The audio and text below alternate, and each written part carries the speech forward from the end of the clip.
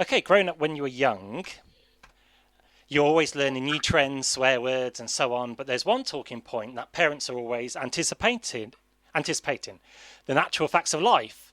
So on the studio hotline now, we have Sue Atkins. You might recognise her from this morning, and we have Peter Turner from AVG, a consumer security expert, joining me on today's show to discuss this matter with me. Good day to both of you. Hi. Hello. It's good to have you on my show, and I'm going to cut to the chase here. We're talking about the birds and the bees today. Kind of a good way to sugarcoat what is a metaphor, which is used to teach the much younger generation about the mechanics of human nature. Is that a good way to put it in a nutshell? Gosh, you can put it any way you like, really, but it's all about, talking and teaching your children around the talk, if you like, the birds and the bees, but also then you talk and teach them about everything. And the research that we came up with from AVG around the it's global research that kids are being exposed to inappropriate adult content, and therefore it's leading to earlier conversations around the birds and the bees, which isn't a bad thing. And we talk and teach them about everything. If we're confident, relaxed, and engaged, and we can talk to our children about everything. It doesn't have to become embarrassing or shameful or anything like that, or something that they feel embarrassed to come and ask you. And if they do click on something that's inappropriate, then you make that safe space for them to come and ask you, because otherwise they're going to get their information from the wrong places. I don't know, from the telly or from their mate, and that's not really appropriate. So, it's not about being shy and embarrassed. It's about perhaps thinking about it now. If we're having this conversation, think, yeah, how old are my kids? All right, well, age and stage appropriate. What do they need if they do click on something?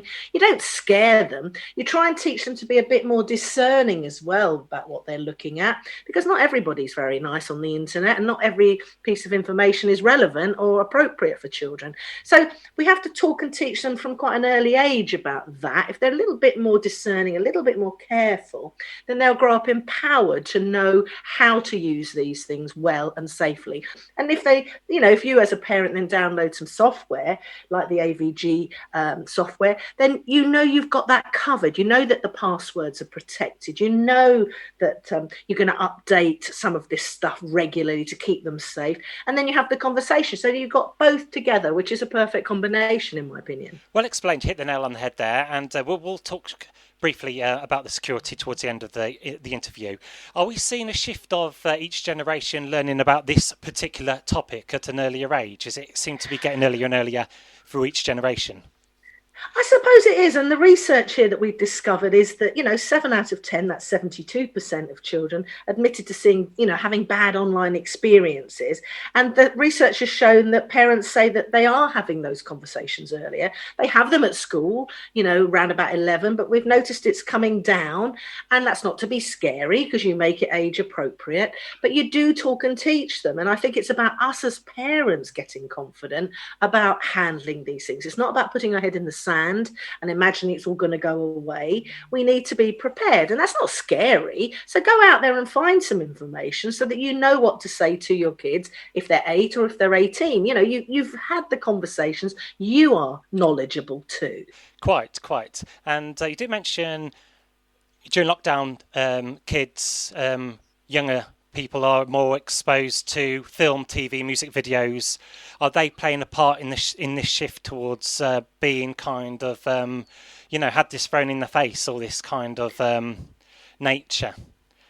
Well, I remember, quite a few years ago talking about the early sexualization of children, because, even videos, pop videos are a bit more explicit than they used to be. And you thought, well, that was a safe area.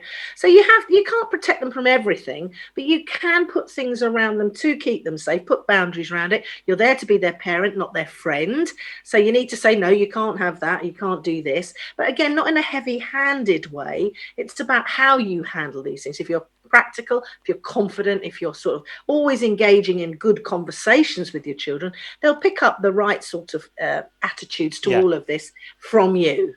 And I'm showing my age here, but I remember myself growing up when I was kind of like in my adolescence. It was a page 3, which were kind of the frowned upon thing that we used to kind of like sneak into newsagents and have a quick pick. That's the signs of my generation, which is generation a millennial actually, kind of growing up, I suppose. And so moving on, got more stats here. 67% of parents feel they're under duress to talk about this inevitable matter.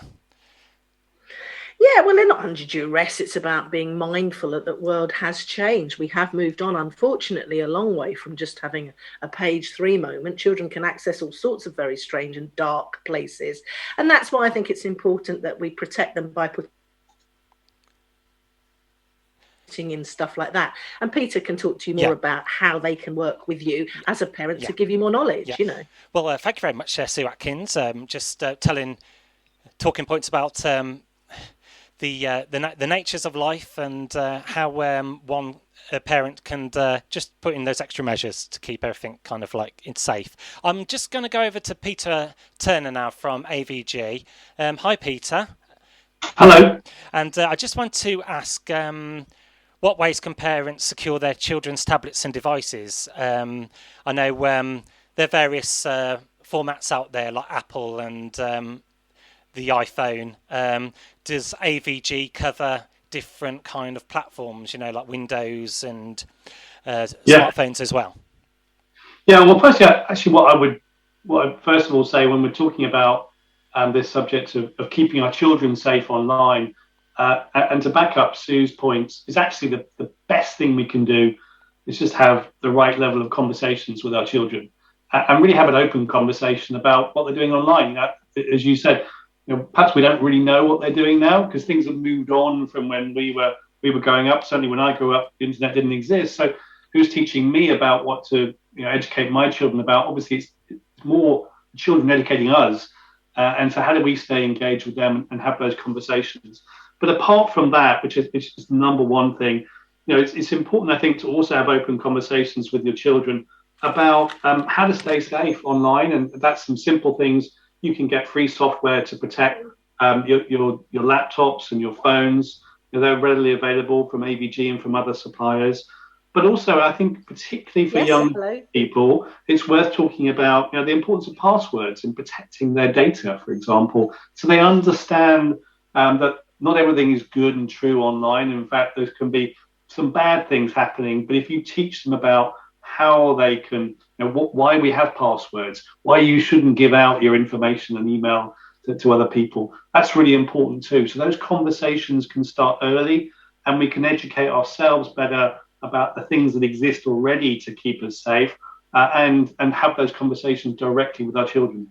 Great. So thank you for that. Well explained. And so as you say, it's kind of being open with your children, being on the ball with security, PIN codes, and there are even ways to kind of restrict content as well, and maybe just give them like an hour each evening, you know, on technology maybe.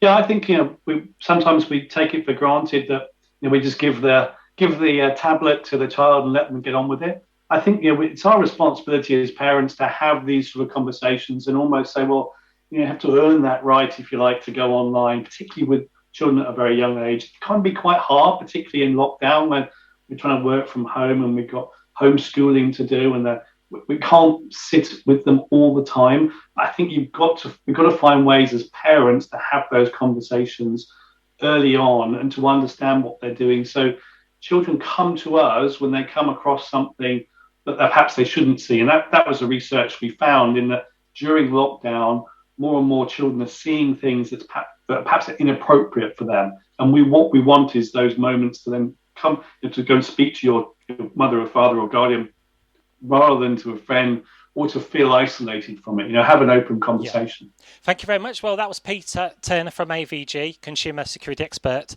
And I was joined by Sue Atkins from this morning, talking about ways to secure your children's tablets and devices, and of course that inevitable talk, which when you're growing up, you do have to learn about the facts of life. Thank you very much for partaking in today's interview. Thank you.